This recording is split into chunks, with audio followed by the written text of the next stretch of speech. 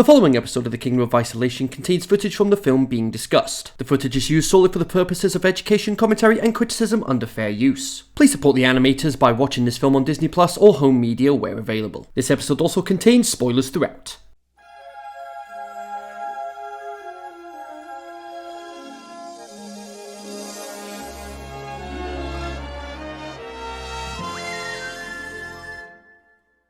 Hello my fellow Disney fans and welcome to the Kingdom of Isolation, where in times of trouble, why not celebrate the magic of Disney? I'm Kenzie Retro, and today we are going to be heading back to the castle that we all know and love.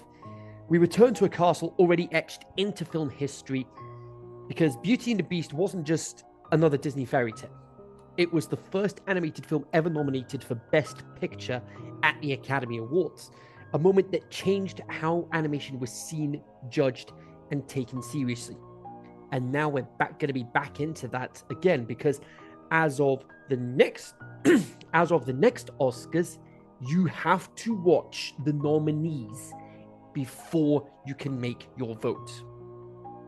But what's to stop them from voting for the one that's had the most hype anyway? But we'll worry about that another day. So, here we are. So when Beauty and the Beast, The Enchanted Christmas released direct-to-video in 1997, came out. Oh my word, we can actually say direct-to-video again.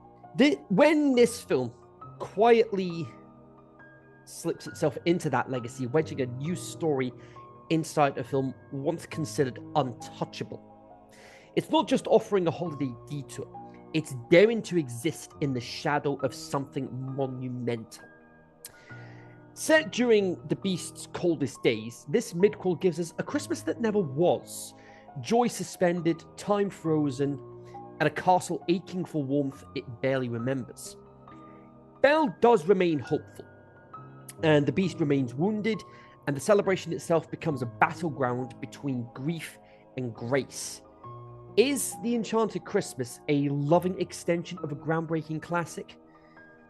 Or a reminder of how difficult it is to revisit a story that already reached near perfection?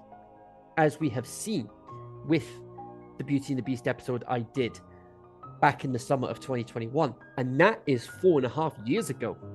That is sobering to think about.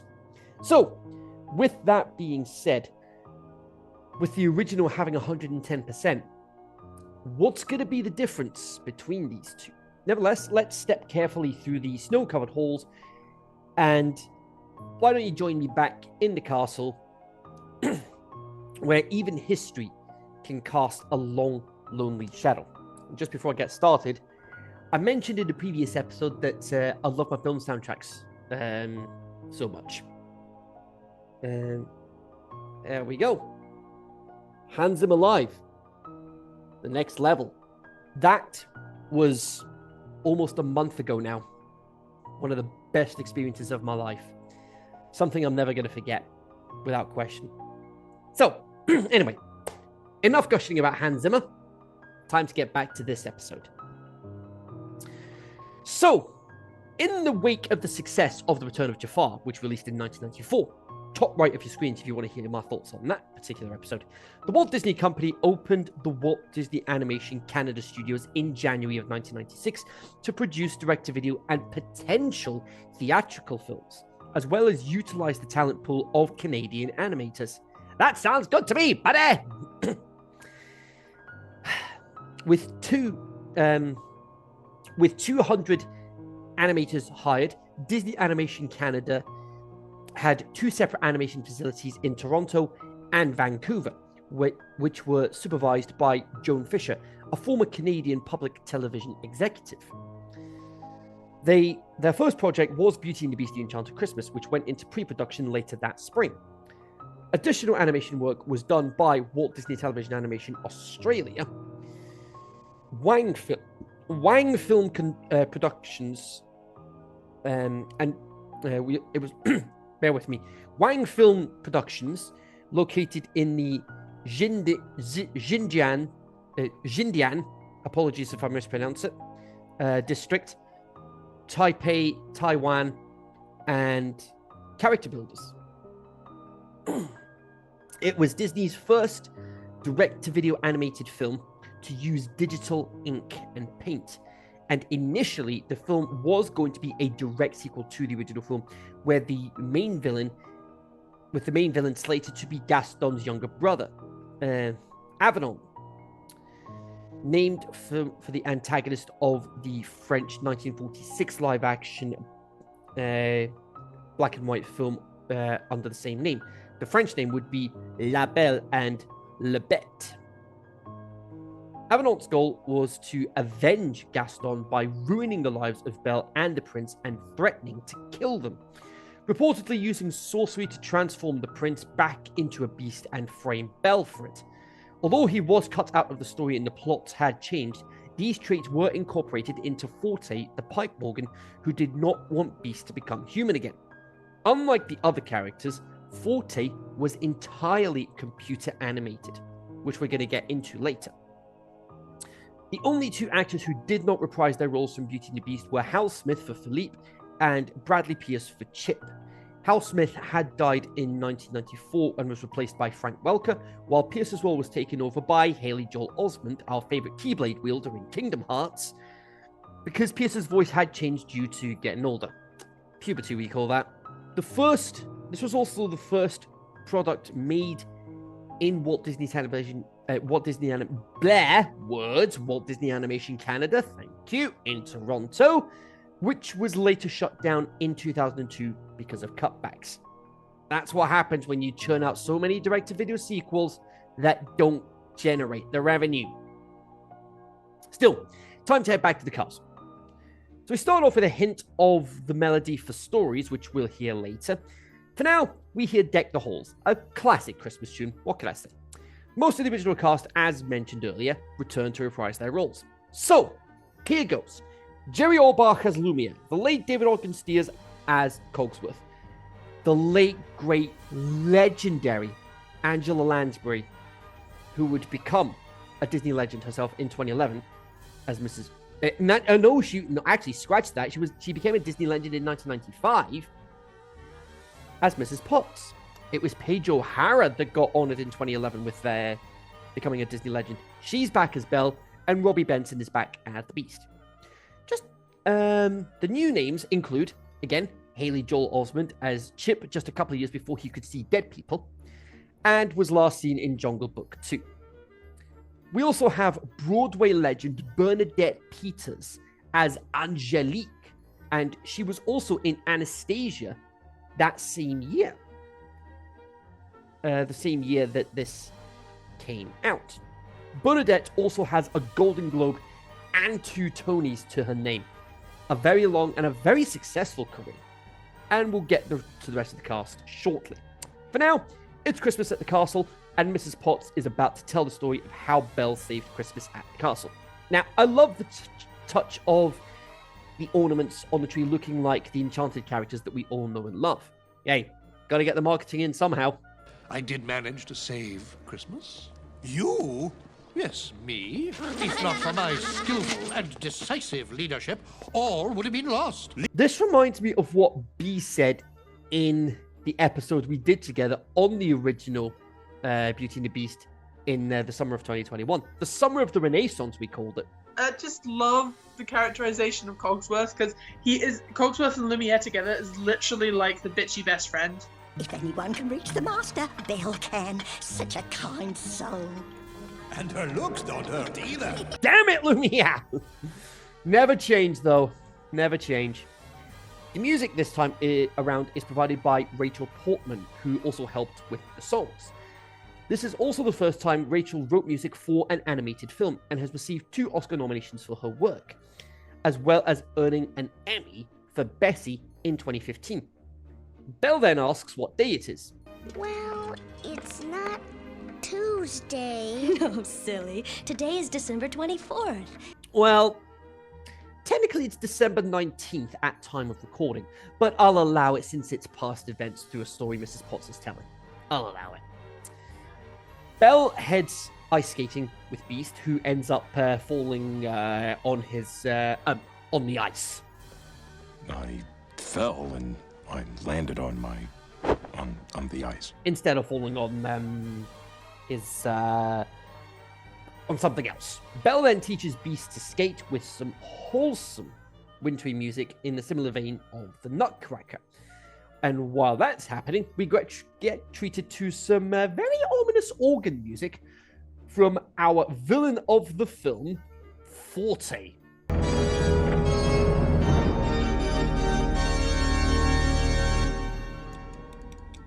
Voiced deliciously by Tim Curry, our favorite sweet transvestite from Rocky Horror. And he was also in last year's Christmas special as part of the concierge in Home Alone 2, which was also the 100th episode of The Kingdom of Isolation. We're also introduced to Fife, who's voiced by Paul Rubens, who was also in the first ever Christmas special we did.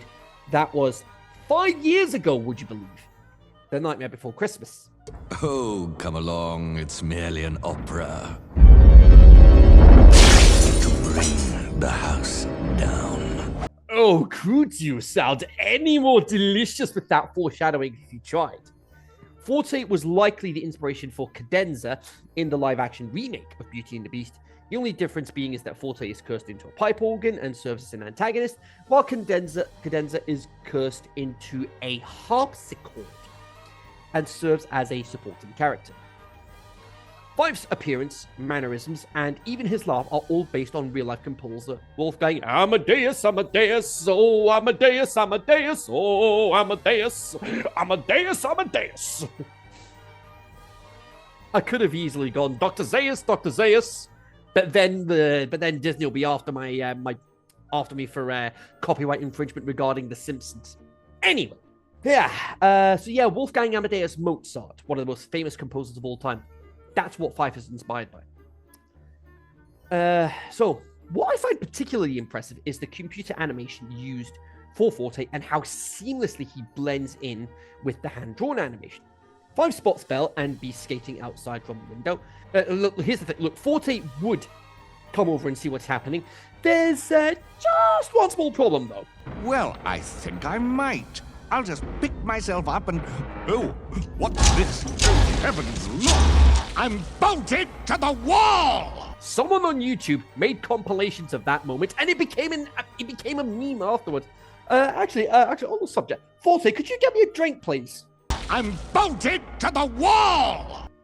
Okay, never mind. He then tasks Fife with ruining the skating fun Belle and Beast are having. They fall into the snow. Belle makes a snow angel, while Beast... This is no angel. It's the shadow of a monster. Regarding Forte, this is how you do it. This is how you do villains, Disney. Having the minion do some of the work. Have you forgotten how to write minion? Have you forgotten how to write villains? Or do you not try to write them anymore? We soon find out Beast hates Christmas, and Forte reassures him he'll always be there for him. Let's see how long that lasts. Back with Belle, she's inspired by Chip to give Beast a story, leading to the next song in the film, Stories, which is my personal favorite song of the soundtrack. So anyway, the song here is heavily based on the motif in the third movement, Allegro molto, of Jean Sibelius's Symphony No. 5 in E flat.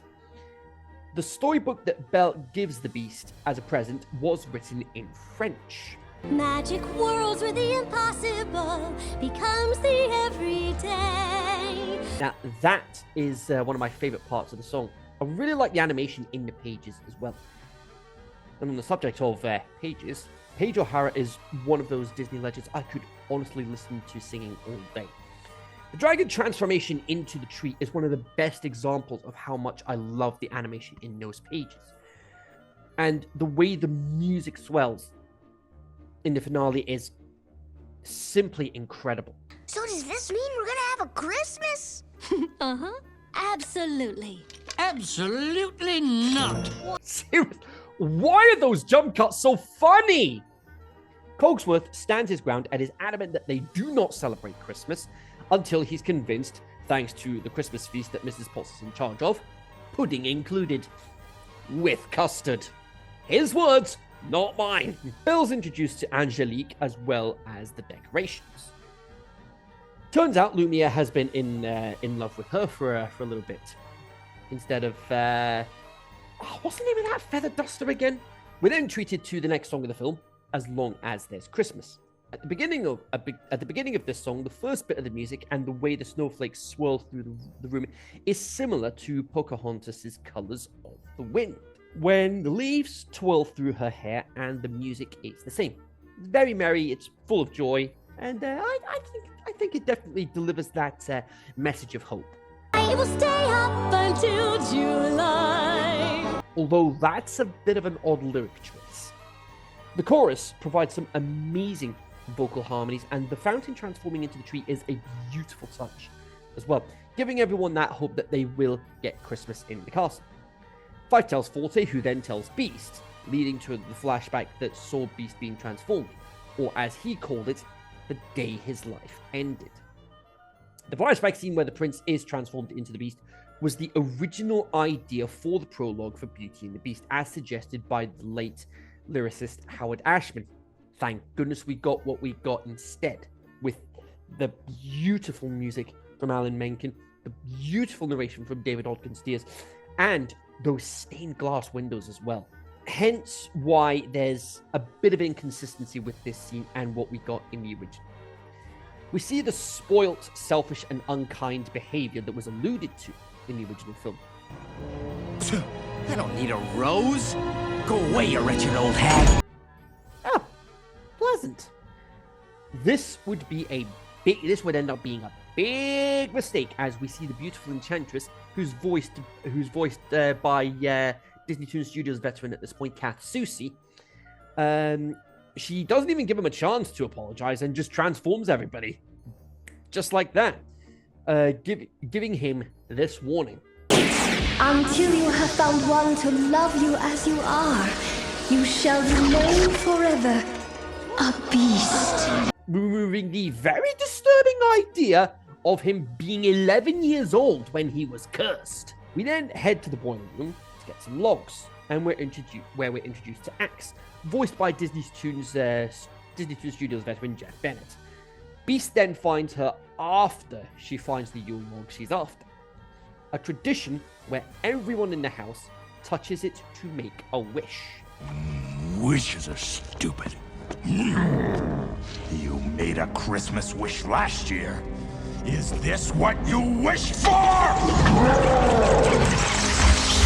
Wow, so she's been there for over a year at this point? She criticizes him for holding everyone prisoner just for not celebrating Christmas. Chip is still optimistic, meanwhile, that they'll still have a Christmas, with the tree being the only thing left to get. So that's where they go. Back with Beast. Oh, it's for you, Master. It's from a girl. Mrs. Potts? You do realize who you're talking to, right? Lumiere convinces him to get something for her. Time to go see Forte to see... actually, on the subject of Forte, what's he been up to? I'm bolted to the wall! Of course. Forte, stop the noise! Noise? Noise? That's a bit disrespectful. That's his masterpiece. Beast wants Forte to write a song for Belle while Forte catches Belle's attention, leading to the two meeting for the first time. He then makes her aware of a tree that's away from the grounds that she can get in the Black Forest. So off she goes, when it's very cold and it's very dark. This is not going to end well. It looks dangerous. Mademoiselle, you are in more danger in this very room, I assure you. Yeah, Forte, you are definitely not so subtle with your foreshadowing of what's going to happen later. She's eventually convinced to go to get a tree from the Dark Forest, the Black Forest, by Forte, which then leads to Fife being given a very simple task. I want you to follow her. Make sure they don't come back. TLDR, make sure Belle dies. Thief is bribed by someone else potentially playing their solo. Beast tells Cogsworth to find Belle, causing Beast to start losing his patience. Cogsworth, I'm waiting! When the Beast is getting ready for Belle to listen to her Christmas song, he licks his teeth in the mirror the same way that absolute narcissist Gaston did in Beauty and the Beast before he proposes to Belle, and fails absolutely miserably. Lumiere and Cogsworth head off to find Belle, following sled tracks that lead to the Black Forest. Keep this next part in mind. It becomes important later. Forte, play Belle's song. What? You're not singing. Beast snaps and uses his magic mirror to see where Belle is. After seeing she's approaching the Black Forest, he's in pursuit of her, only for Forte to manipulate him thanks to his villain song, Don't Fall in Love. The use of green for those babies is a bit unsettling, but a brilliant piece of imagery to continue twisting Beast around his metaphorical thumb. Belle makes it to the tree she's after, and Philippe has a bit of trouble with the ice. It's the best tree ever! Chip, you're right. Merry Christmas and a happy Hanukkah! Time to get the tree back to the castle. Just one small problem, though.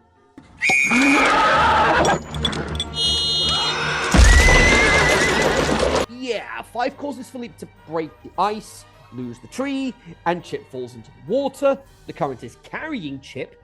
Belle breaks the ice to try and get him out, only to end up falling in as well. Axe manages to get them both out, only for the rope the tree's tied to wrapping around Belle's leg and dragging her back into the water.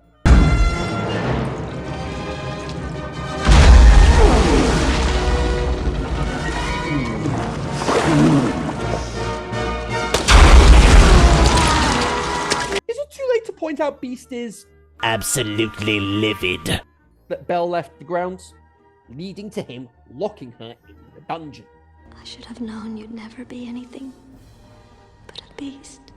Midnight strikes, making it Christmas Day. Angelique then gives us a beautiful reprise, I should say, of As Long as There's Christmas, even if it does sound a bit heartbreaking to begin at the same time. And Belle giving us some beautiful harmonies as well. What an incredible combo. Bernadette Peters and Paige O'Hara. What an amazing combo that is. Belle, back with Beast. He then opens the present Belle got him while we hear an orchestration of stories from earlier. He then reads the book with Belle's narration in the background. Christmas that year was spent exchanging humble gifts. But the greatest gift that anyone received was the gift of hope. He then heads to the dungeon to release her, after we get a song that's a very abrupt change of pace in contrast to what we saw just a minute ago. A cut above the rest. And I think this is the weakest song of the soundtrack. Belle forgives Beast, leading to a happy ending. Unless Forte has anything to say about it. I think not. Just one small problem with Forte. How is he going to cause chaos when... I'm bolted to the wall! What? Comedy comes in threes. Forte's music brings to fruition what he said earlier about, what was it he said again? Oh, come along, it's merely an opera. To bring the house down. Well, here comes that operatic finale! Forte turns against Fife, turning his solo blank, leading to Beast confronting Forte, giving us another callback.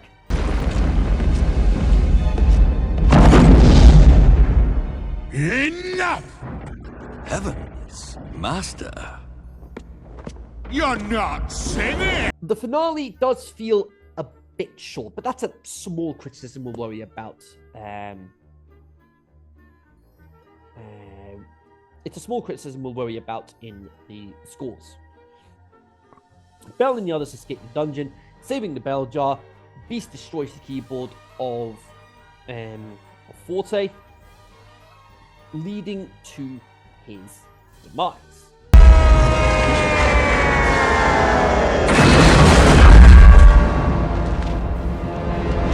The story finishes with Christmas returning to the castle with Belle in that iconic golden dress. If anyone saved Christmas, it was Belle. Chip gets a present which turns out to be a storybook, and Mrs. Potts reads it to her. Him? How did I manage that? I am not taking time to proofread these. Beast has one simple question for Fife, who is now the maestro. Yes, Master? Would you do us the honor, old friend? We get treated to a beautiful finale composed by Rachel Portman as Belle receives a rose in a box as her present to end the film. Over the end credits, we hear Peter Bryson again. Last time we heard him was over the end credits of Aladdin with Regina Bell for A Whole New World. This time, he's with the late Roberta Flack, who had passed away in February of 2025 at the age of just 88. I say just 88. That's a very fruitful life she lived. A very successful musician. And she was the original artist for "Killing Me Softly" with his song. She suffered a cardiac arrest, which is what caused her to pass away. She teams up with Peebo for Peebo Bryson with their rendition of "As Long as There's Christmas," which I think is beautiful. Time for the scores.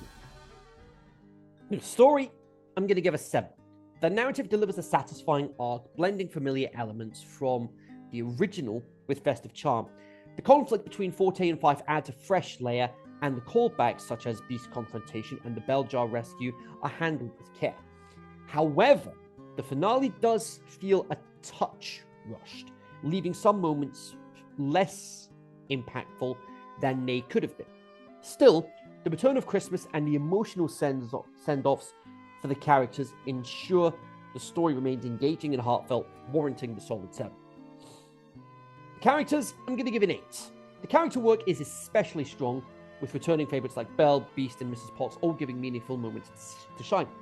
New additions are handled well, with Tim Curry's performance as Forte being a particular highlight, bringing a sense of menace and theatricality that elevates the role and gives the film a memorable antagonist, even if he is bolted to the wall. The dynamic between Forte and Fife adds depth, while the ensemble cast ensures the castle feels alive and festive, making for a highly enjoyable experience overall. Visuals, I'm going to give a 6.5. The animation does retain the warmth and charm of the original, with the castle looking suitably festive and the characters' expressions brought to life with care. However, the overall quality does not quite reach the heights of the first film. Some sequences appear less polished, and the direct-to-video production values are occasionally evident. Nevertheless, the use of color and lighting in key scenes, particularly during the Christmas celebrations, helps to create a cozy and magical atmosphere that complements the story well. The soundtrack, I'm going to give a 7.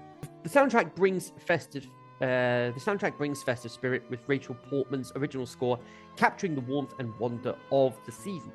The inclusion of Peebo Bryson and Roberta Flack's rendition of "As Long as There's Christmas" over the end credits adds a sense of nostalgia and poignancy, especially given Flack's passing in February of 2025. While the music may not quite reach the iconic heights of the original film, it complements the narrative and the atmosphere effectively, making it a fitting accompaniment to the story. The legacy, I'm going to give a 5. Despite its heartfelt narrative and festive charm, The Enchanted Christmas struggled to leave a lasting mark. Its critical reception was lukewarm at best, evident by its 11% rating on Rotten Tomatoes. And although it earned 5 Annie Award nominations, it was notably snubbed in key categories such as Best Home Entertainment Production and Female Voice Acting, both of which went to the less celebrated Belle's Magical World. Ultimately, the Enchanted Christmas found itself overshadowed at the Annie Awards by Mulan and Anastasia, with Mulan sweeping the ceremony, claiming 10 wins from 12 nominations. This limited recognition has impacted its legacy, resulting in a score of 5 for the legacy portion of the scores. The overall score itself is a modest 67%, ahead of Pooh's Heffalump Halloween Movie and behind Lady and the Tramp 2 Scamp's Adventure. But it's still just inside the top 20 for now. But I don't think it's going to stay there for long. But we'll see what happens, because we've still got a handful of films left to go. Can I recommend this one? It's a bit hit and miss. Because, let's put it this way. Tim Curry as Forte, I don't think you could have got anybody else for that role. Because we can now officially say Tim Curry was a Disney villain. So, I think I'm going to say yes to recommending this one. Even if it is less than stellar in some areas entry into this studio's catalog. But again, that being said, it's still okay.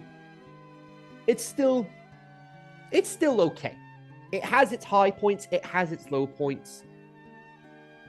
But when all's said and done, I enjoyed this as a kid, and I enjoyed it on my latest viewing. So yeah, I'm definitely going to recommend this one. And you'll have noticed as well that I've got another Christmas jumper on. Side note, this is a size small. How does this still fit me? Getting sidetracked. Seriously, how does this still fit me? So, that is it for this episode of The Kingdom of Isolation. If you enjoyed this episode, hit the thumbs up. And if you want to be part of The Kingdom of Isolation yourself, you can hit the subscribe button down at the bottom. Click the bell, turn on notifications so you don't miss when an episode goes live on this channel. I've got a past this page as well so you can see uncut episodes of The Kingdom of Isolation, as well as the movie soundtracks returning for 2026. The next episode, we are going to head into the, again, less celebrated Belle's Magical World. So, that being said, make each moment count, and I'll see you guys next time in The Kingdom of Isolation.